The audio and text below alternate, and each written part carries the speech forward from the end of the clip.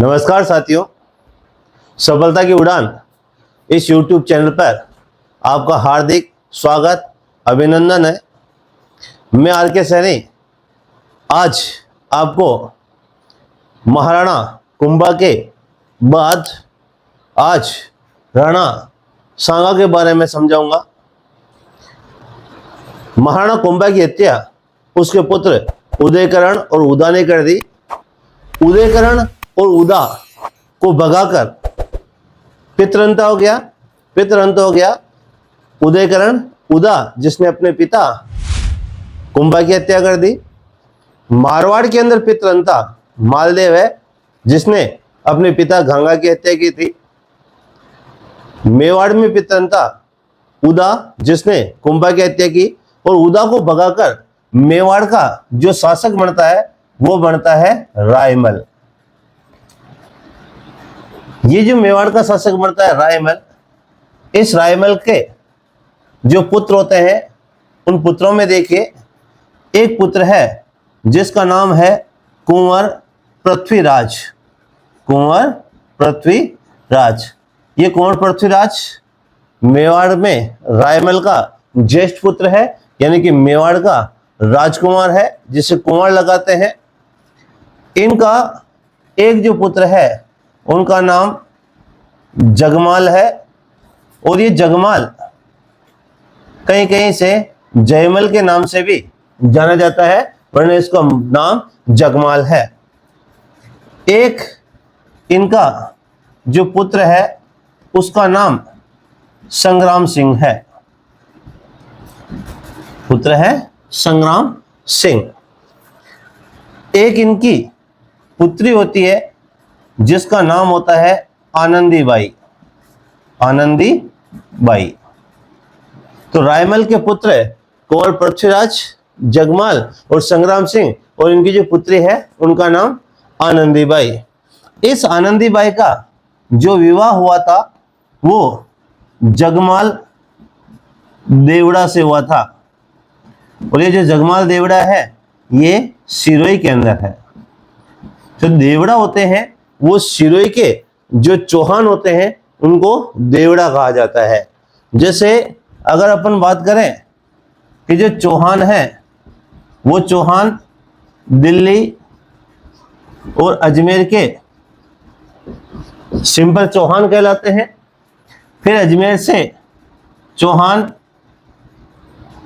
रणथंभौर आते हैं। तो पृथ्वीराज चौहान का पुत्र गोविंदराज चौहान रणथंभौर में चौहान वंश की स्थापना करता है।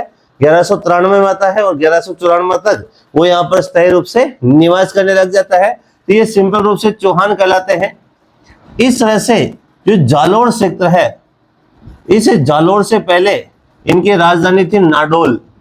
नाडोल है अपने पाली के अंदर।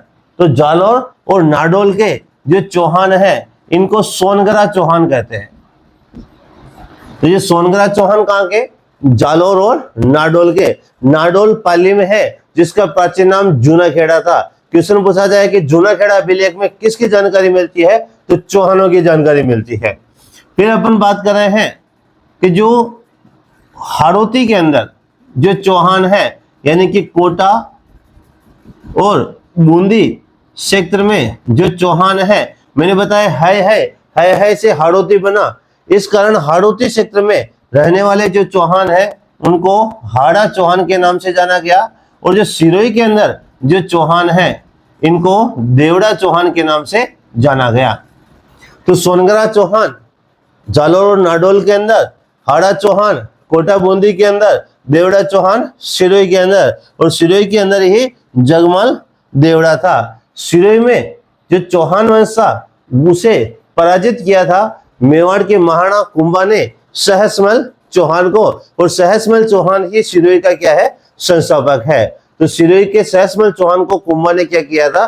पराजित किया था। फिर इनके मध्य अच्छे संबंध हो गए, इसीलिए रायमल ने अपनी पुत्री आनंदी बाई का विवाह जगमाल देवड़ा सिरोही से किया। सोनगरा जालोर और नाडोल के अंदर, हाड़ा कोटा बूंदी, देवड़ा सिरोही, और चौहान दिल्ली अजमेर और रणथंभौर के अंदर। अब होता क्या है कि एक भविष्य व्यक्ता थी जिसका नाम होता है वीरी चारणी। वीरी चारणी। ये वीरी चारणी क्या करते थे? भविष्यवाणी करते थे। वीरी चारणी भविष्यवाणी करते थे।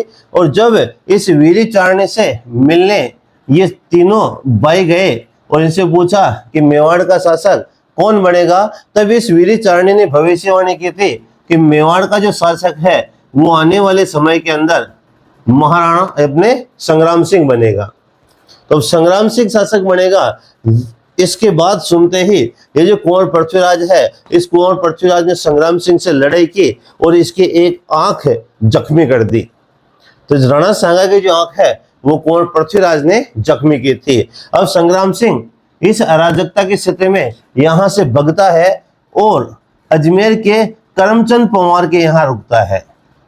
अजमेर के करमचंद पंवार, करमचंद पंवार के यहाँ पर रुकता है।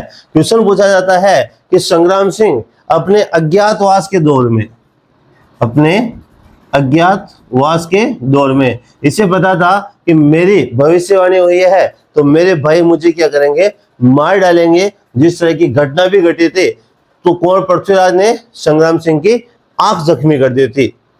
अब अपन बात कर रहे हैं कि इस तरह से भविष्यवाणी हुई और संग्राम सिंह अज्ञातवास में अजमेर के करमचंद पंवार के घर पे रुकते हैं। अब जो कुंवर पृथ्वीराज है, इस कुंवर पृथ्वीराज इसे उडना राजकुमार के नाम से जाना जाता था। इसका उपनाम है उडना राजकुमार। तो उडना राजकुमार के नाम से कौन जाता जाता है? कुंवर पृथ्वीराज जाना जाता है। ये जो कुंवर पृथ्वीराज है, तत्कालीन समय के अंदर जो अजमेर है, उस अजमेर का जो सूबेदार होता है उसका नाम होता है मल्लू खां। मल्लू खां, ये जो मल्लू खां है ये तारागढ़ का सूबेदार है और तारागढ़ अपने कौन सा है? अजमेर वाला। तो ये मल्लू खां है, इस मल्लू खां को कुंवर पृथ्वीराज पराजित करता है और इस अजमेर, जिस अजमेर का पहले अजय मेरू दुर्ग नाम था, अजय मेरू दुर्ग, और इसी को गढ़ बीटली कहते थे, इसी को गढ़ बीटली कहते थे।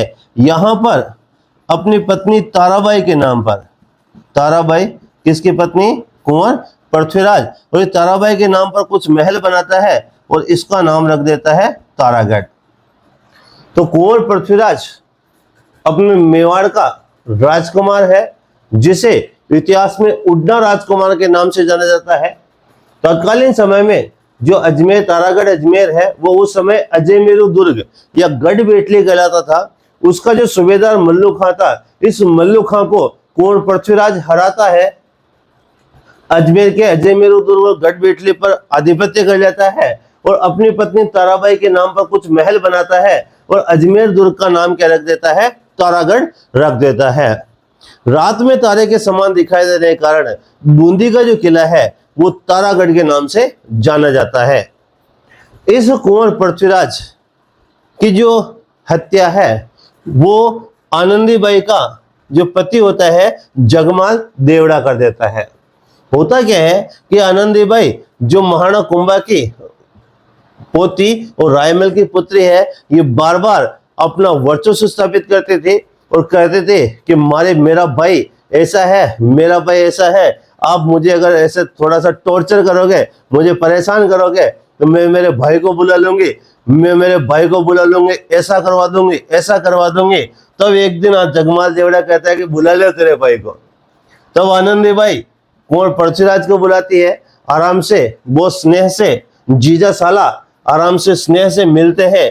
मगर इस कुंवर पृथ्वीराज को ऐसे कहते हैं कि कुंवर पृथ्वीराज को कोई तकलीफ हुई थी, पेट में कोई दर्द था, तो जगमाल देवड़ा ने उसे गोलियां दी कि ये गोलियां खाना साला जी, और आराम से इस गोलियों को खाओगे तो आपका पेट दर्द सही हो जाएगा। मगर हुआ उसके विपरीत कि वो जो दवाई थी, उस दवाई को लेने के बाद पृथ्वीराज चौहान की क्या हो जाती है? मृत्यु हो जाती है। तो कहते हैं कि जगमाल देवड़ा ने कुंवर पृथ्वीराज को जहर दे दिया जिससे इनकी क्या हो जाती है? मृत्यु हो जाती है। तो जो कुंवर पृथ्वीराज की जो हत्या है जगमाल देवड़ा सिरोही के द्वारा जहर दिए जाने से हो जाती है। और इनकी जो 12 खंभों की छतरी है, 12 खंभों की छतरी, और 12 खंभों की जो छतरी है वो कुंभलगढ़ में है। तो कुंभलगढ़ अपने राजसमंद के अंदर। तो कुंवर पृथ्वीराज के 12 खंभों की छतरी कहां पर है? कुंभलगढ़ राजसमंद के अंदर। इन्हें उड़ना राजकुमार के नाम से जाना जाता है। मल्लू खां तारागढ़ जो अजमेर है यहाँ का सूबेदार है। पहले ये तारागढ़ अजमेर गढ़बीटली कहलाता था। कुंवर पृथ्वीराज ने अपनी पत्नी ताराबाई के नाम पर कुछ महल बनाकर इसका नाम तारागढ़ रख दिया। कुंवर पृथ्वीराज को आनंदी बाई जो इसकी बहन थी उसके पति जगमाल देवड़ा शिरोई ने जहर दे दिया और इस कारण कुंवर पृथ्वीराज का निधन हो जाता है। कुंवर पृथ्वीराज की 12 खंभों की छतरी कुंभलगढ़ राजसमंद के अंदर। महाराणा कुंभा और उदय की छतरियां अचलगढ़ माउंट आबू शिरोई के अंदर है। तो यहाँ पर कुंवर पृथ्वीराज क्या हो गया है, इनका निधन हो जाता है। ये जो जगमाल है जिसे जयमल भी कहा जाता है कहीं कहीं, इस जगमाल की जो सगाई है, जगमाल की सगाई, इस जगमाल की जो सगाई हुई थी सोलंकी राजकुमारी से, सोलंकी राजकुमारी से। जगमाल की क्या होती है? एंगेजमेंट होती है। जगमाल की क्या होती है? सगाई होती है। जगमाल जो मेवाड़ का राजकुमार है, ये इस सोलंकी राजकुमारी को देखने की हट करता है, देखने की हट करता है। ये आधुनिक विचारधारा का आदमी था। ये कहता है कि मेरी जिससे शादी हो रही है मैं उसे पहले देखूंगा, उससे बात करूंगा, फिर मैं उससे शादी करूंगा। तो इसे देखने की हट करता है और ये गुजरात चला जाता है। मैंने बताया कि जो चालुक्य है जिन्हें सोलंकी कहा जाता है वो गुजरात के ऊपर शासन करते हैं, अपने मालवा के ऊपर परमार शासन करते हैं, अजमेर और दिल्ली के ऊपर चौहान या चहमान शासन करते हैं और मारवाड़ सेक्टर पर प्रतिहार शासन करते हैं। अग्निकुंड से उत्पत्ति का सिद्धांत देता है चंद्रबरदाई अपनी रचना पृथ्वीराज रासों में और कहता है कि वशिष्ठ मुनि के अग्निकुंड माउंट आबू शिरोई से 4 योद्धा उत्पन्न हुए, प्रतिहार मारवाड़ पर, परमार मालवा पर, चालुक्य सोलंकी गुजरात के ऊपर और चाहमान अजमेर और दिल्ली पर। तो वही सोलंकी जो राजकुमारी थी जिसकी सगाई जगमाल से हुई थी और जगमाल इसे देखने की हट करता है और वहां के जो राजकुमार होते हैं वो इसकी क्या कर देते हैं? हत्या। तो जगमाल की जो हत्या है वो सोलंकी राजकुमारों के द्वारा कर दी जाती है। तो सोलंकी राजकुमार जगमाल की क्या कर देते हैं? हत्या कर देते हैं। कुंवर पृथ्वीराज को जहर दे दिया जगमाल देवड़ा ने, सोलंकी राजकुमारों ने जगमाल की हत्या कर दी। अतः अब बचा हुआ संग्राम सिंह, ये संग्राम सिंह राणा सांगा के नाम से, संग्राम सिंह राणा सांगा के नाम से 24 मई 1509, 24 मई 1509 को मेवाड़ का क्या बनता है? शासक बनता है। तो यहां अपन बात कर रहे हैं कि जो राणा सांगा है वो किस तरह से विकट परिस्थितियों के अंदर मेवाड़ का शासक बनता है। कुंवर पृथ्वीराज जगमाल देवड़ा के जहर देने से मर जाता है, सोलंकी राजकुमार जगमाल की हत्या कर देते हैं और 24 मई 1509 को फिर राणा सांगा मेवाड़ का शासक बनता है जो अब तक अजमेर के करमचंद पंवार के यहाँ पर अज्ञातवास के दौरान रह रहा था। ये जो तारागढ़ है ये तारागढ़ अपने अजमेर का है। तारागढ़ अजमेर जो है उसे राजस्थान का जिब्राल्टर कहते हैं। सर्वाधिक आक्रमण होने के कारण तारागढ़ अजमेर को राजस्थान का जिब्राल्टर कहते हैं और राजस्थान का जिब्राल्टर इसे बिशप हेबर ने कहा था। तारागढ़ मध्य अरावली के सर्वोच्च चोटी के ऊपर बना है जो 873 मीटर है और उस तारागढ़ के आसपास के जो पहाड़ियां हैं उन्हें हम नाग पहाड़ कहते हैं। तो नाग पहाड़ कहां पर फैले हुए हैं? अजमेर के अंदर फैले हुए हैं। इस तारागढ़ अजमेर के अंदर अपने घोड़े की मजार है। तारागढ़ अजमेर के अंदर शीश खान की गुफा है, चश्मा-ए नूर है। तारागढ़ अजमेर की अगर बात कर रहे हैं अपन तो, और इस तारागढ़ अजमेर में ही मीरान साहब की दरगाह भी स्थित है। तारागढ़ अजमेर अजय मेरू या गढ़बेटली के नाम से 1113 ईस्वी के अंदर 1113 ईस्वी के अंदर अजमेर का तारागढ़ बनाया था अजय राज चौहान ने। तो अजय राज चौहान इस तारागढ़ अजमेर को अजय मेरू दुर्ग या गढ़बेटली के नाम से स्थापित करता है। बीटली पहाड़ी पर स्थित होने के कारण अजमेर का जो किला है उसे गढ़बेटली भी कहा जाता है। यहाँ पर अंग्रेजों ने अपने सैनिकों के स्वास्थ्य लाभ हेतु आरोग्य सदन का निर्माण कराया था। और शाहजहां के जो सेनापति है विठल, उन विठल जी ने यहाँ पर क्या किया था, कुछ जीर्णोद्वार भी यहाँ पर कराए थे। घोड़े की मजार के लिए ये दुर्ग बहुत ही क्या है, प्रसिद्ध है। राजस्थान का जिब्राल्टर कहते हैं। राजस्थान के सेंटर में स्थित होने के कारण तारागढ़ अजमेर को राजपुताने का नाका भी कहा जाता है और राजपुताने की कुंजी भी कहा जाता है। तो राजस्थान का जिब्राल्टर, राजपुताने का नाका, राजपुताने की कुंजी तारागढ़ अजमेर को कहते हैं। जबकि अजमेर जो है उसे भारत का मक्का के नाम से भी जाना जाता है, ख्वाजा मोइनुद्दीन चिश्ती की दरगाह के कारण। तारागढ़ अपने बूंदी के अंदर है। उसका निर्माण बरसिंह ने 1352 ईस्वी के अंदर कराया था। बरसिंह उस दुर्ग का निर्माण कराता है जिसे महलों का परिसर भी कहा जाता है। वहां पर एक सुख महल है जहां पर रुडयार्ड किपलिंग ठहरा था और रुडयार्ड किपलिंग ने इसे प्रेतों द्वारा बनाया गया बताया है। कर्नल जेम्स टोड ने रजवाड़े के सभी दुर्गों में सर्वश्रेष्ठ दुर्ग तारागढ़ अजमेर को बताया है। तारागढ़ जो अजमेर है, इस तारागढ़ अजमेर में एक तोप है जिसका नाम गर्भ गुंजन तोप है। तो गर्भ गुंजन तोप कहां पर, अपने तारागढ़ अजमेर के अंदर फूल महल, छत्र महल, सुख महल और बादल महल। बादल महल जो अपनी भित्ति चित्रण के लिए प्रसिद्ध है वो तारागढ़ बूंदी के अंदर है। रात में तारे के समान दिखाई देने के कारण वो तारागढ़ किला बूंदी का तारागढ़ कहलाता है। अगर मैं आपको कहूं, ये जो मल्लू खां है, इस मल्लू खां और इसका जो एक सेनापति होता है गुड़ले खां, ये दोनों ही पिपाड़ गांव जोधपुर के अंदर गौरी पूजन कर रही महिलाओं को अगवा कर देते हैं और अगवा करके उन्हें अजमेर की तरफ ला रहे होते हैं। तब जोधपुर का शासक होता है सातलदेव। सातलदेव इनसे भयंकर युद्ध करता है। ये मल्लू खां तो अजमेर भाग जाता है, मगर इसका सेनापति होता है गुड़ले खां।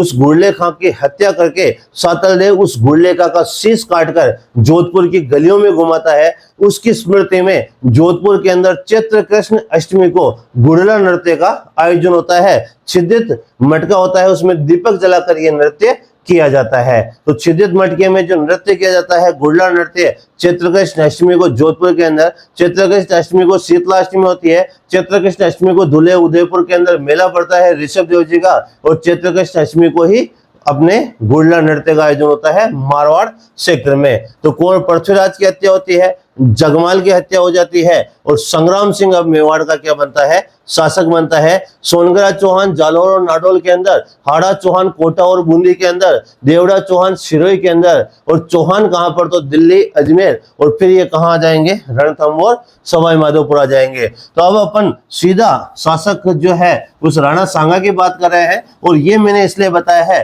कि किन विकट परिस्थितियों के अंदर राणा सांगा मेवाड़ का शासक बनता है। तो मेवाड़ का शासक राणा सांगा बनता है। वीरी चारणी भविष्यवाणी करती है कि कुंवर पृथ्वीराज और जगमाल जो बड़े भाई थे, इनके होते हुए भी संग्राम सिंह मेवाड़ का क्या बनेगा, शासक बनेगा। तो राणा सांगा मेवाड़ का शासक बनता है 24 मई 1509 को।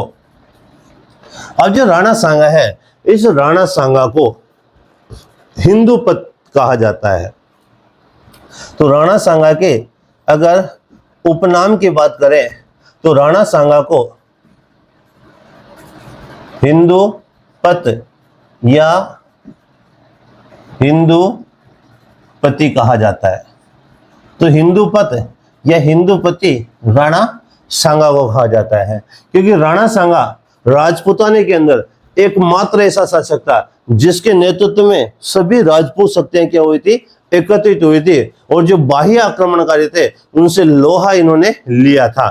तो राणा सांगा जो है, इस राणा सांगा के नेतृत्व में जो खानवा का युद्ध होता है, उस खानवा के युद्ध की बात करें या कुछ अन्य युद्धों की बात करें, उसमें राणा सांगा के साथ में 7 राजा थे, 9 राव थे और 104 सरदार इनके अधीन युद्ध करने के लिए एकत्रित होते थे। तो राणा सांगा के नेतृत्व में 7 राजा, 9 राव और 104 सरदार लड़ते थे, इसलिए इसे हिंदूपत या हिंदूपति कहते हैं। संपूर्ण राजपूताने, संपूर्ण हिंदुओं का नेतृत्व करने के कारण राणा सांगा को सैनिक का भग्नावशेष कहा है कर्नल जेम्स टोड ने। तो सैनिक का भग्नावशेष, तो सैनिक का भग्नावशेष राणा सांगा को कौन कहता है? Colonel James Tod. तो Colonel James Tod Rana Sanga को सैनिक का भग्नावशेष कहता है। Colonel James Tod Maharana Pratap को मेवाड़ केसरी कहता है। Colonel James Tod Mount Abu को हिंदू ओलंपस कहता है। Colonel James toad Guru Shikhar को संतों का शिखर कहता है। Colonel James Tod Taragarh Bundi को रजवाड़े के सभी दुर्गों में सर्वश्रेष्ठ बताता है। कर्नल जेम्स टोड हल्दीघाटी युद्ध को मेवाड़ का मैराथन कहता है। कर्नल जेम्स टोड दिवेर के युद्ध को, हल्दीघाटी युद्ध को मेवाड़ की थर्मोपोली और दिवेर के युद्ध को मेवाड़ का मैराथन कहा है कर्नल जेम्स टोड ने। कर्नल जेम्स टोड मूल रूप से स्कॉटलैंड का निवासी था, तत्कालीन समय में ब्रिटेन का निवासी था। ये ब्रिटेन का भारत में पश्चिमी और मध्य राजपूत राज्यों का एजेंट बन के भारत में आता है और पुस्तक लिखता है the history of central and western Rajput states of India, जिसका प्रचलित नाम होता है the annals and antiquities of Rajasthan, जो 1829 में इन्होंने लिखी थी। और इसी में इन्होंने सबसे पहले राजस्थान, राजस्थान और रजवाड़ा शब्द का प्रयोग किया था। कर्नल जेम्स टोड को घोड़े वाले बाबा के नाम से जाना जाता है। कर्नल जेम्स टोड ने राजस्थान में एकमात्र यूरोपीय शैली में बना दुर्ग टोडगढ़ का किला अजमेर के अंदर बनाया। कर्नल जेम्स टोड जो है, ये मानमुरी जो शिलालेख है, उस मानमुरी शिलालेख को ब्रिटेन जाते समय समुद्र के अंदर क्या करता है? फेंक देता है। और यही कर्नल जेम्स टोड है जो राणा सांगा को सैनिक का भग्नावशेष कहता है। राणा सांगा के शरीर के ऊपर 80 घाव थे, शरीर पर 80 घाव थे, एक हाथ, एक पैर और एक आंख। राणा सांगा की न होते हुए भी राणा सांगा क्या करता है? दुश्मनों के अंदर, दुश्मनों से युद्ध भूमि के अंदर लोहा लेता है। तो ऐसे सूरवीर ने इस मेवाड़ की धरती के ऊपर जन्म लिया है और ऐसे सूरवीरों के कारण ही आज पूरे विश्व के अंदर ये मेवाड़ की धरती क्या है? विख्यात है। तो राणा सांगा का उपनाम है हिंदुपति या हिंदुपति, हिंदू सुल्तान महाराणा कुंभा को कहा गया है। अभिनव भट्टाचार्य, राजरायण, महाराजाधिराज, दान गुरु, हाल गुरु, चाप गुरु, राणा, राणो, रासो, ये महाराणा कुंभा की उपाधियां हैं। और अपने राणा सांगा की जो उपाधियां हैं, हिंदुपति और सैनिक का भग्नावशेष। राणा सांगा की अपन बात कर रहे हैं, जो 24 मई 1509 को मेवाड़ का क्या बनता है? शासक बनता है। राणा सांगा जब दिल्ली की गद्दी के ऊपर बैठ गया है, अपने मेवाड़ की गद्दी के ऊपर बैठ गया है, उस समय जैसे दिल्ली का जो क्षेत्र है उसको मैं बेसिक आपको जैसे एक स्ट्रक्चर से समझाने की कोशिश करता हूं, उसको समझिए। जैसे ये अपने मेवाड़ है और इस मेवाड़ के अंदर कौन है? राणा सांगा। ये राणा सांगा अपने मेवाड़ का शासक है, तो मेवाड़ का शासक राणा सांगा है। इस तरह से जो दिल्ली है, इस दिल्ली का जो शासक है वो उस समय इब्राहिम लोदी है। इब्राहिम लोदी, सिकंदर लोदी के बाद में दिल्ली का शासक बनता है इब्राहिम लोदी। और मेवाड़ के अंदर शासक कौन है? राणा सांगा। राणा सांगा 1509 के बाद में अपनी सेना को इकट्ठी करने लग जाता है। अपने जो अन्य जो पड़ोसी है उन सबसे साठगांठ करने लग जाता है और धीरे धीरे एक शक्तिशाली शासक के रूप में उभरने लग जाता है। इस बात से जो दिल्ली का जो शासक होता है इब्राहिम लोदी, ये नाराज होता है और इब्राहिम लोदी राणा सांगा के ऊपर आक्रमण करता है। और पहला जो युद्ध होता है, जैसे ये ऐसे लिख रहा हूं मैं, पहला युद्ध होता है वो होता है खातौली का युद्ध। खातौली का युद्ध, ये खातौली का जो युद्ध होता है, ये खातौली है अपने बूंदी के अंदर। खातौली कहां पर है? बूंदी के अंदर। और ये युद्ध होता है 1517 में। तो 1517 में खातौली का युद्ध होता है। और ये खातौली का युद्ध किस किस के मध्य होता है? तो इब्राहिम लोदी और राणा सांगा के मध्य। तो यहां अपने लोदी लिखा वर्सेज सांगा। और इस युद्ध में सांगा की क्या होती है? सांगा की विजय होती है।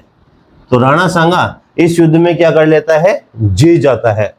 तो राणा सांगा इस युद्ध में जीतता है। तो इससे अब इसके बाद में पुनः अगले साल इब्राहिम लोदी पुनः मेवाड़ के ऊपर आक्रमण करता है और दूसरा जो युद्ध होता है, ये दूसरा युद्ध होता है जिसे अपन कहते हैं बाड़ी का युद्ध या बांडी का युद्ध। तो बांडी का जो युद्ध है ये होता है धौलपुर में। बांडी का युद्ध कहाँ होता है? धौलपुर में। इधर से इब्राहिम लोदी और इधर से राणा सांगा। ये युद्ध होता है 1518 के अंदर। इस युद्ध में भी सांगा क्या होता है? विजय होता है। इस युद्ध में भी राणा सांगा की क्या होती है? विजय। पहला युद्ध होता है खातौली का युद्ध बूंदी 1517। इसमें लोदी और सांगा, और कौन जीत जाता है? सांगा जीत जाता है। उसके बाद दूसरा युद्ध होता है बाड़ी का युद्ध धौलपुर 1518। इसमें भी सांगा क्या कर जाता है? जीत जाता है। तत्कालीन समय के अंदर अपने जो मालवा है, ये मालवा प्रतापगढ़ और झालावाड़ के बीच का भूभाग है, और मालवा अभी कहां पर है? तो एमपी के अंदर आता है। इस मालवा का जो सूबेदार है उसका नाम है महमूद खिलजी। महमूद खिलजी। महमूद खिलजी अपने मालवा का है, मगर ये महमूद खिलजी सेकंड है, क्योंकि महमूद खिलजी जो प्रथम था उसे महाराणा कुंभा ने पराजित किया था सारंगपुर के युद्ध 1437 में, और उस सारंगपुर के युद्ध में महमूद खिलजी प्रथम को महाराणा कुंभा ने पराजित किया था। राणा सांगा के समय यहाँ का जो शासक है वो महमूद खिलजी द्वितीय है। ये महमूद खिलजी क्या करता है? ये देखता है कि दो युद्धों के अंदर राणा सांगा की सेना कमजोर हो गई होगी, तब ये आक्रमण करता है और युद्ध होता है गागरोन का युद्ध। गागरोन का युद्ध। ये गागरोन अपने झालावाड़ के अंदर है। गागरोन कहां पर है? झालावाड़ के अंदर। और ये जो युद्ध होता है ये 1519 के अंदर होता है। तो गागरोन का युद्ध होता है झालावाड़ 1519। इस साइड से आता है महमूद खिलजी और इधर से जाता है राणा सांगा। तो जो तीसरा जो युद्ध होता है वो होता है गागरोन का युद्ध, और गागरोन का युद्ध होता है झालावाड़ में 1519 में राणा सांगा वर्सेज महमूद खिलजी। तो इसमें महमूद खिलजी वर्सेज होता है सांगा, और इस युद्ध में भी राणा सांगा की क्या होती है? विजय होती है। तो इस तरह से इन तीन युद्धों के अंदर राणा सांगा की विजय होती है। अब राणा सांगा पूरी दिल्ली के ऊपर हिंदू बादशाहत या हिंदू पातशाही कायम करने की योजना बनाता है, और इसका जो आत्मविश्वास है, कॉन्फिडेंस है, वो बहुत ही क्या होता है? वृहत होता है, बड़ा होता है, क्योंकि इसने खातौली के युद्ध बूंदी 1517 में लोदी को हराया था। बांडी का युद्ध धौलपुर में 1518 में लोदी को हराया। गागरोन के युद्ध 1519 के अंदर महमूद खिलजी को हराया। अब जो इस समय की जो घटना होती है वो घटना ये होती है कि इस समय जो बठिंडा है, इस इब्राहिम लोदी का जो चाचा होता है वो होता है बठिंडा का गवर्नर। बठिंडा, ये बठिंडा अपने पंजाब के अंदर है, और यहां का जो गवर्नर होता है वो होता है दौलत खां। दौलत खां। दौलत खां लोधी, और इसका पुत्र होता है जिसका नाम होता है दिलावर खां। यह घटना आपको अच्छे से समझनी चाहिए कि बठिंडा पंजाब का गवर्नर दौलत खां और उसका पुत्र दिलावर खां, जिन्हें दौलत खां को गवर्नर बना रखा है इब्राहिम लोदी ने बठिंडा पंजाब का। ये जो इब्राहिम लोदी है ये बहुत ही क्रूर शासक था। क्रूरता की इतनी हदें पार करता था, और खासकर अपने मिलने वाले जो होते थे, अपने जो रिश्तेदार होते थे, उनको मरवाने के अंदर ये थोड़ी सी भी कसर नहीं छोड़ता था। केवल एक इसे बहाना चाहिए था और ये उनका कत्ल करवा देता था, क्योंकि इसे पता था कि जो अपने सबसे क्लोज होता है, सबसे पास में होता है, अपना मुख्य रिश्तेदार होता है, वही अपने को सबसे ज्यादा नुकसान पहुंचा सकता है। इसलिए उत्तराधिकारों के युद्ध होते रहे हैं। तो इसी तरह की घटना यहां घटती है। और जो दौलत खां है, इस दौलत खां को एक बार इब्राहिम लोदी दिल्ली बुलाता है। इसे कहता है कि इब्राहिम लोदी, दौलत खां गवर्नर बठिंडा पंजाब दिल्ली पर उपस्थित हो। दौलत खां नहीं जाता और अपने पुत्र दिलावर खां को दिल्ली भेज देता है। तब दिलावर खां इब्राहिम लोदी के पास जाता है, तो इब्राहिम लोदी कहता है कि दिलावर तू आया है क्या, पापा नहीं आए? जो पापा तो नहीं आए, उनके कुछ काम था। कुछ मन में टीस होते हुए भी इब्राहिम लोदी कहता है, वाह चला दिलावर, तुझे मैं दिल्ली की जेल दिखाता हूं। दिल्ली के जेल के अलग अलग कंपाउंड दिखाता है। पहले कंपाउंड के अंदर एक ऐसा व्यक्ति होता है जिसके ऊपर गरम गरम तेल उड़ेला जा रहा होता है उल्टा लटका कर। फिर ये इब्राहिम लोदी दिलावर को कहता है कि देख दिलावर, इसने छोटी सी गलती की, उसके लिए मैं इसे ये सजा दे रहा हूं। अगले कंपाउंड में ले जाते हैं जहां पर तेल डालने के बाद में जो शरीर के ऊपर फपोले हो जाते हैं, उस तरह के फपोले वाला शरीर वाला आदमी होता है जिसके तेल डला हुआ है गरम तेल, और उसके फपोले जो हैं उनकी चमड़ी को क्या कर रहे हैं, कटार लेकर उसकी चमड़ी को छीला जा रहा है। तो इब्राहिम लोदी कहता है कि देख दिलावर, इसने थोड़ी सी बड़ी गलती की, इसलिए मैं इसको ये सजा दे रहा हूं। अगले कंपाउंड में ले जाया जाता है जहां पर ऐसा कैदी होता है जिसकी चमड़ी उधड़ी होती है और उसके ऊपर नमक मिर्ची का लेप किया जा रहा होता है, और वो जो कैदी होता है वो दर्द से दहाड़ रहा होता है, चिंगाड़ रहा होता है, चीख रहा होता है, करा रहा होता है। ऐसी कंडीशन में फिर इब्राहिम लोदी कहता है कि देख दिलावर, इसने थोड़ी सी बड़ी गलती की, इसलिए इसको यह सजा मिल रही है, और तेरे बाप दौलत खां ने मेरे आदेश न मानकर यहां पर उपस्थित न होकर इससे भी बड़ी गलती की है। कांप जाता है दिलावर खां और भगा भगा जाता है अपने पिता दौलत खां के पास और कहता है कि पापा पापा, इब्राहिम लोदी आपको मार देगा। अपनी जान बचाने के लिए दौलत खां और उसका पुत्र दिलावर खां तत्कालीन समय में जो फरगना है काबुल अफगानिस्तान, इसका शासक होता है मोहम्मद जहीरुद्दीन बाबर।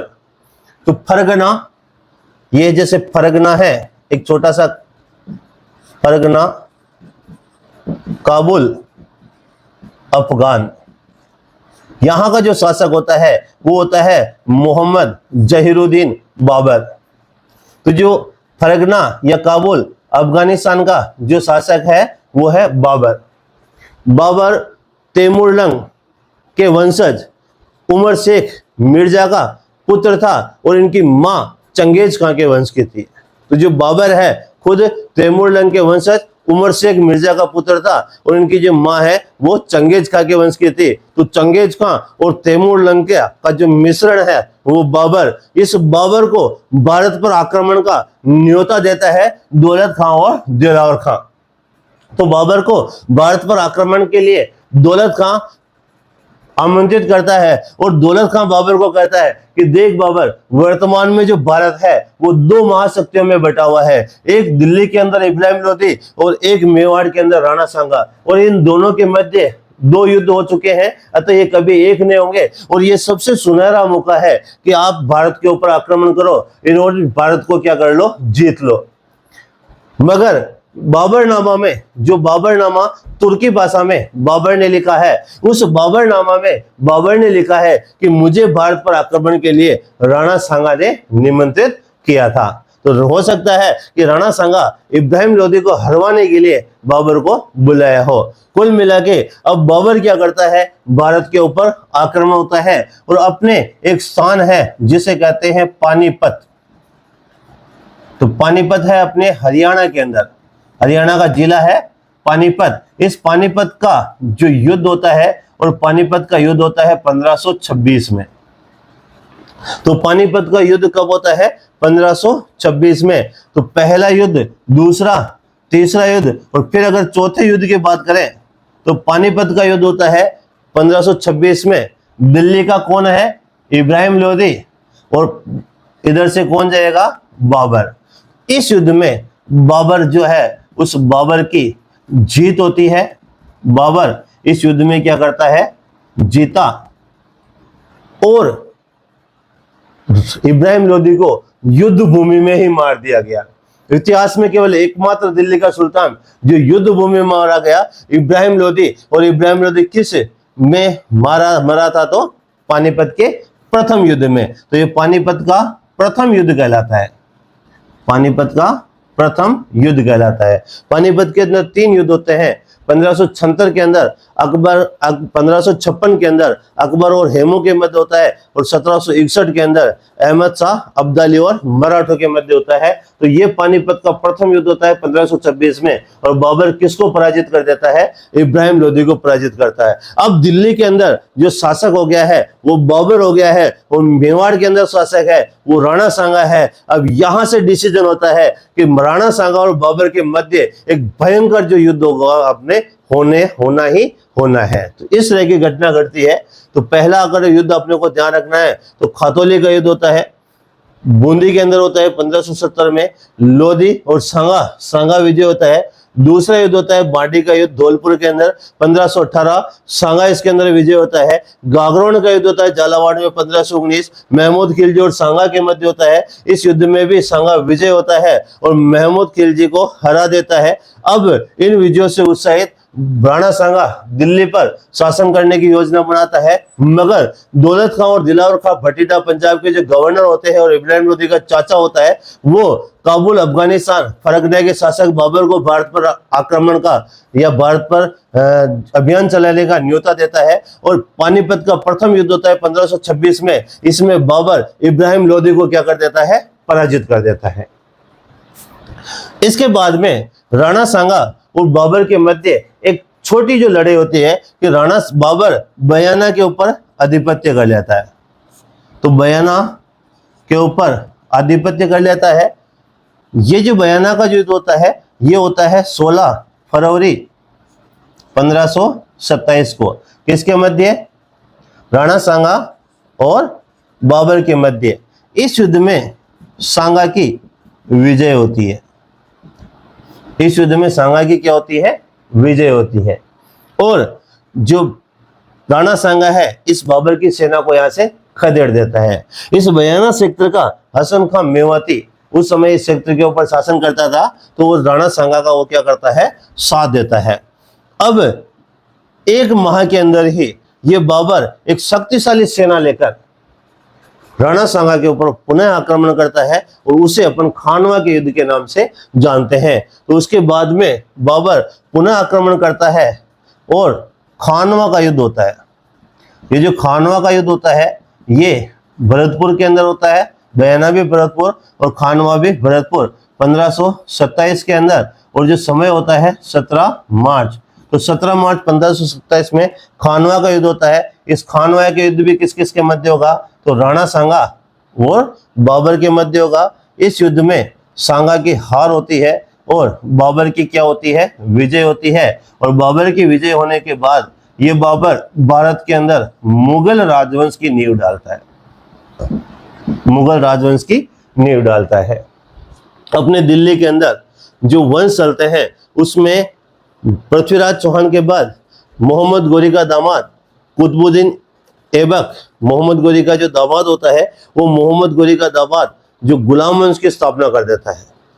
फिर गुलाम वंश के बाद में खिलजी होते हैं, तुगलक होते हैं, फिर उसके बाद में लोधी होते हैं। लोधी के बाद में अपने मुगल राजवंश पड़ता है। मुगलों के बाद में अंग्रेज आ जाते हैं। अंग्रेजों को भगाने के लिए 18 साल क्रांति होती है। फिर स्वतंत्रता संग्राम के अलग अलग दौर चलते हैं और अंतोगत्वा 15 अगस्त 1949 को देश क्या हो जाता है? आजाद हो जाता है। तो ये जो युद्ध होता है ये पांचवा अगर अपन युद्ध की बात करें तो बयाना का युद्ध होता है, और छठा जो युद्ध होता है वो खानवा का युद्ध होता है। तो इन युद्धों का एक डायग्राम मैंने बनाया है। उस डायग्राम को आपको ध्यान रखना होता है क्योंकि इसका जो केंद्र बिंदु होता है वो केंद्र बिंदु कौन है? राणा सांगा। तो मेवाड़ का जो राणा सांगा है वो युद्ध करता है। पहला युद्ध करता है वो खातौली का युद्ध बूंदी, किसको हराता है? इब्राहिम लोदी को। फिर उसके बाद में राणा सांगा युद्ध करता है दूसरा बांडी का युद्ध धौलपुर, किसको हराता है? इब्राहिम लोदी को। तीसरा युद्ध होता है गागरोन का युद्ध 1519 में, किसे हराता है? महमूद खिलजी को। फिर राणा सांगा बयाना का जो युद्ध होता है उसमें बाबर को पराजित करता है, मगर राणा सांगा हार जाता है खानवा के युद्ध में। इसके बीच की एक घटना होती है कि इब्राहिम लोदी और बाबर के बीच में पानीपत का युद्ध होता है। तो जो पानीपत का जो युद्ध होता है वो बाबर और इब्राहिम लोदी, और इसमें इब्राहिम लोदी हार जाता है। अतः बाबर कहाँ आ जाता है? दिल्ली के अंदर आ जाता है। तो ये जो घटनाएं घटती है ये अपने मेवाड़ के अंदर जो राणा सांगा है, उस राणा सांगा के जो समय की क्या होती है, घटनाएं होती है। और इतना खतरनाक जो शासक है जो केवल युद्धों के अंदर ही क्या रहता है, बिजी रहता है। तो राणा सांगा और बाबर के मध्य जो मुठभेड़ होती है, वो सबसे बड़ी मुठभेड़ होती है, वो होती है अपने खानवा के युद्ध में। और खानवा भरतपुर की रूपवास तहसील में है। खानवा भरतपुर की रूपवास तहसील में है। तो मैं युद्ध लिख रहा हूं, खानवा का युद्ध रूपवास भरतपुर। बयाना के युद्ध के अंदर राणा सांगा बाबर की सेना को पराजित करता है। तो किस युद्ध में राणा सांगा ने बाबर की सेना को पराजित किया था? बयाना के युद्ध में। किस युद्ध की बात करेंगे अपन? बयाना का युद्ध कब हुआ? 16 फरवरी 1527। किस किस के मध्य हुआ? बाबर वर्सेज सांगा। और सांगा इस युद्ध में क्या होता है? विजय होता है। तो ये बयाना का युद्ध की बात होती है। अगर मैं आपको बात कहूं और युद्ध लिखूं, खातौली का युद्ध, तो खातौली का युद्ध कहां पर होता है? बूंदी के अंदर होता है। कब होता है? 1517 के अंदर होता है। किस किस के मध्य होता है? सांगा वर्सेज लोधी के मध्य होता है। और लोधी इसमें क्या हो जाता है? हारा। फिर इसके बाद में मैं युद्ध लिख रहा हूं और वो लिख रहा हूं बाडी का युद्ध। कहां पर? तो धौलपुर के अंदर। कब हुआ? 1518 के अंदर। किस किस के मध्य? तो सांगा वर्सेज लोधी के मध्य। और लोधी इसमें क्या हो जाता है? हारा। फिर मैं लिख रहा हूं गागरोन का युद्ध। ये गागरोन अपने झालावाड़ के अंदर। और कहां पर है? तो गागरोन का युद्ध झालावाड़ के अंदर। और कब होता है? तो 1519 के अंदर। किस किस के मध्य होता है? तो महमूद खिलजी के मध्य होता है। और वर्सेज होता है सांगा। और युद्ध सांगा इस युद्ध में क्या होता है? विजय होता है। फिर अगर अपन बात करें तो इसके बाद में एक जो युद्ध होता है वो पानीपत का युद्ध होता है। और पानीपत का कौन सा युद्ध होता है? प्रथम युद्ध होता है, 1526 के अंदर होता है। ये किस किस के मध्य होता है? तो बाबर वर्सेज लोधी के मध्य होता है। और लोधी इस युद्ध में क्या हो जाता है? हार जाता है। फिर बयाना का युद्ध होता है 16 फरवरी 1527 को। बाबर वर्सेज सांगा के मध्य होता है। और सांगा इस युद्ध में विजय होता है। तब बाबर अपनी सेना को संगठित करता है, उन्हें धर्म के लिए युद्ध लड़ने के लिए प्रेरित करता है कि देखो, अपन अगर धर्म के लिए लड़ेंगे तो अपने धर्म की जीत होगी। अगर अपन जिंदा रह गए तो अपना जो धर्म है उसका विस्तार होगा। और अगर अपन मर गए तो ये अल्लाह को अपनी कुर्बानी होगी। तो जब किसी भी युद्ध का कनेक्शन, उसका जुड़ाव अगर धर्म से होता है तब उसे धर्म युद्ध कहा जाता है और उसे जिहाद कहा जाता है। धर्म की रक्षा के लिए, धर्म के विस्तार के लिए अगर युद्ध किया जाता है तब उसे जिहाद कहा जाता है। अब अपन बात कर रहे हैं कि जो खानवा का युद्ध है वो रूपवास भरतपुर के अंदर हुआ था। और ये हुआ था 17 मार्च 1527 में। किस किस के मध्य हुआ था? तो ये युद्ध हुआ था बाबर और सांगा के मध्य। तो सांगा वर्सेज बाबर। तो सांगा वर्सेज बाबर के मध्य खानवा का युद्ध हुआ था। इस समय बाबर के पास 40,000 सैनिक थे और राणा सांगा के पास 1,25,000 सैनिक थे। तो राणा सांगा के पास 1,25,000 सेना थी और बाबर के पास 40,000 सैनिक थे। मैंने बताया कि 7 राजा, 9 राव और 104 सरदार, ये राणा सांगा की तरफ से इस युद्ध के अंदर क्या ले रहे थे? हिस्सा ले रहे थे। और बाबर के पास जो सेना थी वो कितनी थी? मात्र 40,000। मगर बाबर जो युद्ध के अंदर युद्ध नीति, युद्ध की रणनीति, युद्ध का जो कौशल है और जो जोश है, उसके अंदर लवरेज सा राणा सांगा को टक्कर देने के लिए ये खानवा के मैदान के अंदर क्या होता है, आ डटता है। बाबर के पास तोप खाने थे, बाबर के पास तोप खाना था। तो बाबर के पास क्या था, तोप खाना।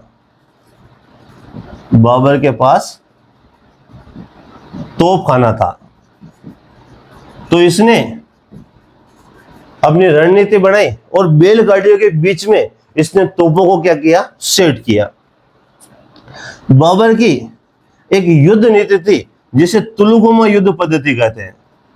तुलुगुमा युद्ध पद्धति, तुलुगुमा युद्ध पद्धति। इस तुलुगा युद्ध पद्धति में होता क्या है उसको समझिए। जैसे राणा सांगा की सेना है तो ये क्या करती थी, 1, 2, 3 ऐसे टुकड़ियों में लड़ती थी, यानी कि सेंट्रल, राइट और लेफ्ट ऐसे अटैक करेगी। इसी तरह से बाबर के पास जो सेना थी वो भी इस तरह से, तो सेंट्रल, फिर अगर अपन उसका क्रॉस करेंगे वो बात अलग है, और मैं सिंपल लिख रहा हूं सेंटर, राइट और लेफ्ट। मगर बाबर के पास क्या होता था, एक सेना यहां होती थी, एक सेना यहां होती थी। इसे कहा जाता था दायां तुलुगुमा, दायां तुलुगुमा, और इसे कहा जाता था बायां तुलुगुमा, बायां तुलुगुमा। तो बायां तुलुगुमा और दायां तुलुगुमा, और एक यहां पर जो सेना थी वो रिजर्व रहती थी।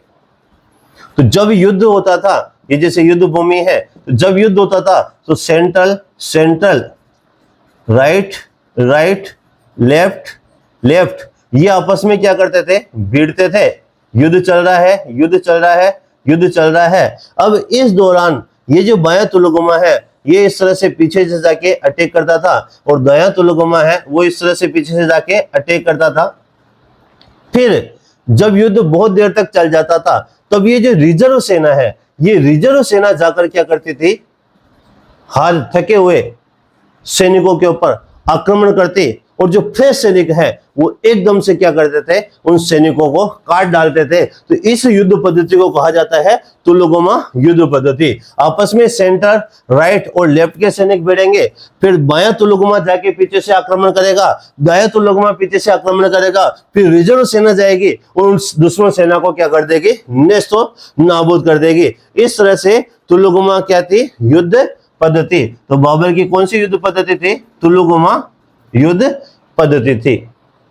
फिर जो राणा सांगा है, तो अब युद्ध शुरू होता है, और उस युद्ध के अंदर राणा सांगा के जो एकदम फ्रेश सैनिक थे, वो सैनिक क्या करते हैं, बाबर की सेना के ऊपर भयंकर क्या करते हैं, आक्रमण करते हैं। बाबर की सेना छिन्न भिन्न होने लगती है। तब बाबर उस सेना को कहता है कि देखो सैनिकों, तुम अगर यहां से भगोगे तो कहां जाओगे, अपन कितने लोगों को अपन मारते काटते हुए अपन आज खानवा के मैदान में पहुंचे हैं, क्या तुम्हें वो लोग वापस जिंदा जाने देंगे?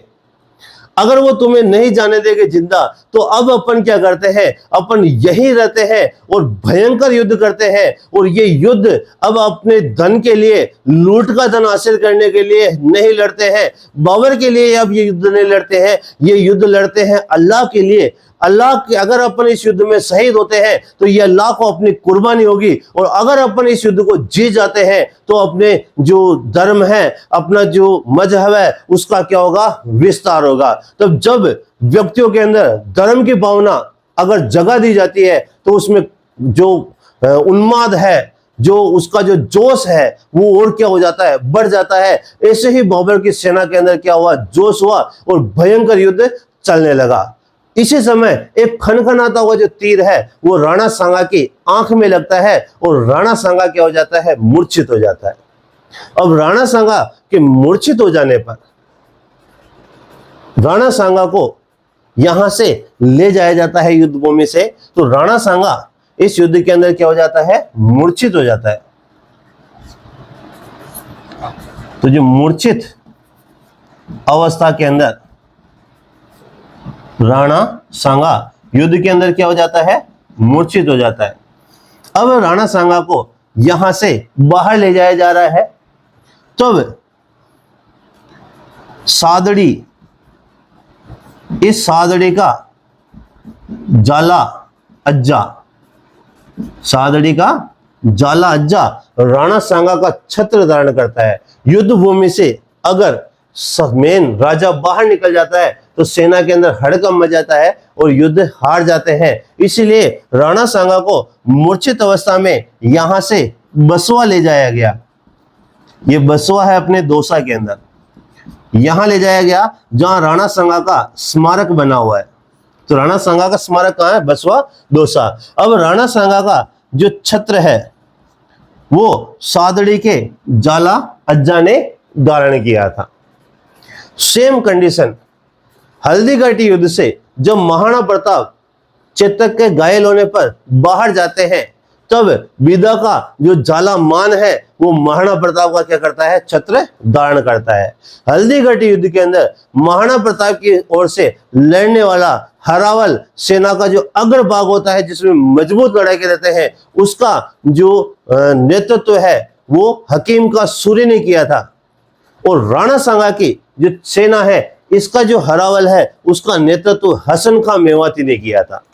राणा सांगा की जो सेना है उसका जो नेतृत्व है हरावल का वो किसने किया था? हसन खां मेवाती। हसन खां मेवाती। मैंने बताया था कि हसन खां मेवाती है ये बयाना के ऊपर आक्रमण किया था बाबर ने और बयाना को जीत लिया था, इसलिए हसन खां मेवाती ने सांगा का साथ दिया था। तो राणा सांगा की जो सेना है उसका हरावल का नेतृत्व किसने किया था? हसन खां मेवाती ने किया था। महाराणा प्रताप की सेना का जो हरावल है, हरावल होता है मुख्य दस्ता, अग्रभाग होता है जिसके अंदर मुख्य लड़ाके जो फ्रंट पे लड़ते हैं वो हरावल कहलाती है और सेना का जो पीछे का भाग होता है उसे चंद्रावल कहा जाता है। तो महाराणा प्रताप की सेना के हरावल का नेतृत्व हकीम का सूरी करता है और राणा सांगा की सेना का हरावल का नेतृत्व हसन खां मेवाती करता है। मूर्छित अवस्था में राणा सांगा को बसवा दौसा ले जाया गया तब उनका छत्र जाला अज्जा धारण करता है सादड़ी का, जबकि महाराणा प्रताप का जो छत्र है वो बीदा का जाला मान धारण करता है। अब जो युद्ध शुरू हो गया है वो भयंकर चल रहा है और राणा सांगा युद्ध भूमि से क्या हो गया? बाहर निकल गया। तब राणा सांगा की जो सामंती सेना थी 7 राजा 9 राव और 104 सरदार थे, इनको पता चला और अफवाह फैली कि राणा सांगा तो युद्ध भूमि में मारा गया। तब सभी ने अपनी सेनाओं को क्या कर लिया? पीछे खींच लिया। इस व्यवस्था को कहते हैं सामंतीय सैन्य व्यवस्था। सामंतीय सैन्य व्यवस्था। तो सामंतीय सैन्य व्यवस्था के कारण अलग अलग राज्यों की टुकड़ियां होने के कारण इस युद्ध में उन सब ने अपने अपने टुकड़ियों को क्या कर लिया? वापस से खींच लिया। एक जो महत्वपूर्ण जो कारण बनता है उस कारण के अंदर है एक रायसीना। रायसीना, इस रायसीना का है सलहदी तंवर। सलहदी तंवर। और नागौर का है खानजादा। नागौर का खानजादा। इस युद्ध के अंदर युद्ध शुरू होने से पूर्व ही रायसीना के सलहदी तंवर और नागौर के खानजादा ने विश्वासघात किया और इस लोगों ने विश्वासघात करके बाबर का साथ दिया था। तो अगर क्वेश्चन अपने बनेगा और वो बात अपन कर रहे हैं कि राणा सांगा और बाबर के मध्य खानवा का युद्ध होता है रूपास भरसपुर 17 मार्च 1527। सांगा और बाबर के मध्य होता है। सांगा के पास 1,25,000 सेना, 7 राजा 9 राव और 104 सरदार राणा सांगा के अधीन उनके छत्र के नीचे युद्ध कर रहे हैं। बाबर के पास मात्र 40,000 सेना है, मगर इस युद्ध में बाबर के पास तोपखाना होने से राजपूत सेना को बहुत तोप और तलवारों की लड़ाई कहा जाता है। एक साइड से तोपें और एक साइड से तलवारें। तुलुगुमा युद्ध पद्धति बाबर की, जिससे इसने राजपूत सेना को एकदम से बीच के मार दिया। सामंती सैन्य व्यवस्था। मूर्छित अवस्था में जब राणा सांगा को बसवा दौसा ले जाया गया तब राजपूत सेना के अंदर अफवाह फैल गई कि राणा सांगा तो क्या हो गया? मारा गया। इससे सामंतों ने अपनी सेनाओं को क्या कर लिया? पीछे कर लिया। और युद्ध के अंदर रायसीना के सलहदी तंवर और नागौर के खानजादा ने क्या किया था? विश्वासघात किया था। तो ऐसी चीजों के कारण इस युद्ध के अंदर राणा सांगा की क्या होती है? हार होती है और इस युद्ध में बाबर क्या होता है? विजय होता है। राणा सांगा को मूर्छित अवस्था में बसवा दौसा ले जाया गया, जहां पर इनका क्या बना हुआ है, स्मारक बना हुआ है। राणा सांगा जब युद्ध भूमि से बाहर जाता है तब इनका छत्र सादड़ी का जाला अज्जा धारण करता है। राणा सांगा की सेना के जो हरावल का नेतृत्व हसन खां मेवाती ने किया था। अब मूर्छित अवस्था में बसवा दौसा ले जाया गया। फिर इनको कालपी नामक जो स्थान है, कालपी, ये कालपी अपने एमपी के अंदर है। इस स्थान पर धीरे धीरे राणा सांगा को होश आता है और कहते हैं कि राणा सांगा पुनः युद्ध लड़ना चाह रहा था, सभी राजपूतों को वापस इकट्ठा करना चाह रहा था, सभी को लेटर इसने लिखना शुरू कर दिया कि अपन वापस बाबर को पराजित करेंगे, युद्ध लड़ेंगे। तो जो राजपूत थे उन राजपूतों ने कुछ कहते हैं कि राजपूतों के द्वारा जहर देने से, अपने राजपूत सरदारों के द्वारा जहर देने से इन सांगा की क्या हो जाती है, सांगा का निधन हो जाता है। 1528 के अंदर निधन हो जाता है जनवरी में। तो कालपी एमपी में राणा सांगा का क्या हो जाता है, निधन हो जाता है। फिर इन राणा सांगा को अपने मांडलगढ़ लाया जाता है, जो मेवाड़ की बॉर्डर है, और मांडलगढ़ अपने कहां पर है, भीलवाड़ा के अंदर। और राणा सांगा की जो छतरी है, यह इनका जो अंतिम संस्कार है, और राणा सांगा की छतरी कहां पर है, तो मांडलगढ़ भीलवाड़ा। इस तरह से एक युग का क्या हो जाता है, अंत हो जाता है। राणा सांगा जिसके नेतृत्व में सभी राजपूत शक्तियां एकत्रित हो रही थी, उस युग का क्या हो जाता है, अंत हो जाता है। बाबर एक शक्तिशाली बनकर भारत के ऊपर नियंत्रण स्थापित करता है और बाबर भारत में मुगल राजवंश की नींव डालता है। धीरे धीरे आगे राणा सांगा जो है, उस राणा सांगा की जो गाथा बन जाती है, एक स्मृतियों में शेष रह जाता है। इस युद्ध के अंदर राणा सांगा का जो साथ देने वाले थे, उसमें एक सलादी तंवर रायसीना का था, नागौर का खानजादा था। इन्होंने तो क्या कर दिया, विश्वासघात कर दिया। इसके अलावा अपने राणा सांगा का जो साथ देने वाले लोग हैं, उन लोगों के अंदर एक मेदिनी राय था, मेदिनी राय। ये मेदिनी राय चंदेरी का था। तो चंदेरी के मेदिनी राय ने राणा सांगा का क्या दिया था, साथ दिया था। इस मेदिनी राय के अलावा अपने जो जयपुर है, उस जयपुर का पृथ्वीराज कच्छावा, पृथ्वीराज जो कच्छावा है, ये जयपुर के हैं, जेपीआर। इन्होंने राणा सांगा का साथ दिया था। इसके अलावा इस युद्ध में मालदेव ने भी राणा सांगा का साथ दिया था, और मालदेव को भेजा था गंगा ने, मालदेव को भेजा था गंगा ने। इन क्वेश्चनों का आप थोड़ा सा ध्यान रखिए कि खानवा के युद्ध में राणा सांगा का साथ देने वाले कौन है, चंदेरी का मेदिनी राय, जयपुर का कच्छावा वंशीय शासक पृथ्वीराज, मारवाड़ का गंगा का जो पुत्र है वो है मालदेव। क्वेश्चन पूछा गया है कि गंगा के ने अपने पुत्र मालदेव को किस युद्ध में सांगा का साथ देने के लिए भेजा था, बयाना के लिए। क्वेश्चन उल्टा भी पूछा गया है कि बयाना के अपने खानवा का जो युद्ध है, उस खानवा के युद्ध में राणा सांगा का साथ देने के लिए मेवाड़ के महाराणा गंगा ने अपने किस पुत्र को भेजा था, तो मालदेव को भेजा था। यही मालदेव इन महाराणा इस राणा सांगा को बसवा दौसा ले जाते हैं। मालदेव इस युद्ध के बाद में राणा सांगा की जो मृत्यु होती है, उस राणा सांगा की मृत्यु के बाद में बनवीर के विरुद्ध उदय सिंह को शासक बनाने में भी जो साथ देते हैं, वो ये मालदेव देते हैं। और इस तरह की घटना घटती है और खानवा का युद्ध राणा सांगा क्या कर देता है, हार जाता है। राणा सांगा के खानवा के युद्ध में हारने के कारण बाबर के पास तोपखाना होना, तुलुगमा युद्ध पद्धति बाबर की, सामंतीय जो सैन्य व्यवस्था थी, और रायसीना के सलादी तंवर और नागौर के खानजादा के द्वारा क्या किया गया था, इस युद्ध के अंदर विश्वासघात किया गया था। राणा सांगा को का छत्र हसन का मेवाती हरावल का नेतृत्व कर रहा है, छत्र सादड़ी का जाला अज्जा धारण कर रहा है। बसवा दौसा ले जाया गया, जहां पर इनका स्मारक बना हुआ है। फिर कालपी एमपी में इनकी जहर देने से क्या हो जाती है, इनका निधन हो जाता है। और राणा सांगा की छतरी कहां पर है, तो मांडलगढ़ के अंदर राणा सांगा की क्या बनती है, छतरी बनती है। आज के लिए इस राणा सांगा के साथ में ही इस क्लास का अंत होता है, और मैं इस क्लास को देखने के लिए आपका बहुत बहुत धन्यवाद। मैं इस सफलता की उड़ान YouTube चैनल पर आपका बहुत बहुत स्वागत, अभिनंदन और आपका बहुत बहुत धन्यवाद देता हूं कि आप इस क्लास के अंदर आपने देखा, आपने इस क्लास को सुना।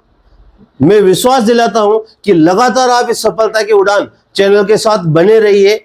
हम हमेशा आपको उस जगह पहुंचाएंगे जिस जगह पर आप पहुंचना चाहते हैं।